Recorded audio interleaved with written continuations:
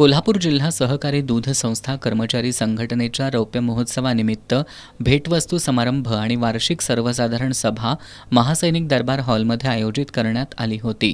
समारंभाच्या अध्यक्षस्थानी ज्येष्ठ संचालक अरुण डोंगळे होते, तर ज्येष्ठ संचालक विश्वास पाटील यांच्या हस्ते संघटनेच्या वतीनं सुरू करण्यात आलेल्या कोल्हापूर जिल्हा सहकारी दूध संस्था कर्मचारी सहकारी पतसंस्थेचं उद्घाटन करण्यात आलं. यावेळी बोलताना विश्वास पाटील यांनी जिल्हा सहकारी दूध संस्था कर्मचारी संघटनेच्या पाठपुराव्यामुळेच जिल्ह्यातील दूध संस्थांच्या कर्मचाऱ्यांना न्याय मिळाल्याचं सांगितलं. संघटनेच्या माध्यमातून नव्यानं सुरू करण्यात आलेल्या पतसंस्थेचीही भरभराट होऊन दूध संस्था कर्मचाऱ्यांची समाजात पत निर्माण होईल असा विश्वास त्यांनी व्यक्त केला. अध्यक्षस्थानावरून बोलताना ज्येष्ठ संचालक डोंगळे यांनी संघटनेच्या पाठीशी ठाम राहण्याचं आश्वासन दिलं. यावेळी दूध संस्था कर्मचारी संघटनेची 26वी वार्षिक सर्वसाधारण सभा अध्यक्ष के डी पाटील यांच्या अध्यक्षतेखाली झाली. यामध्ये संघटनेचे अध्यक्ष के डी पाटील यांनी गेल्या 25 वर्षातील संघटनेच्या प्रगतीचा आढावा घेतला.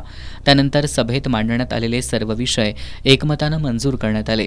यानंतर मान्यवरांच्या हस्ते संघटनेच्या सभासदांना भेटवस्तू वाटप करण्यात आलं.